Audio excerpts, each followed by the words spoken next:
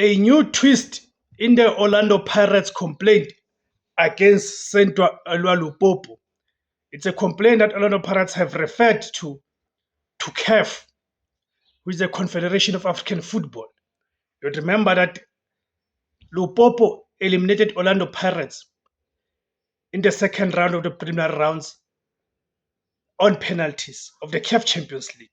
This is after Lupopo had defeated Orlando Pirates in Lumumbashi by 3-0.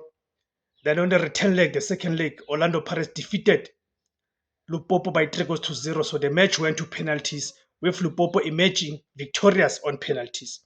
So subsequent to that, Orlando Pirates launched a complaint against Lupopo because of the coach and the two players.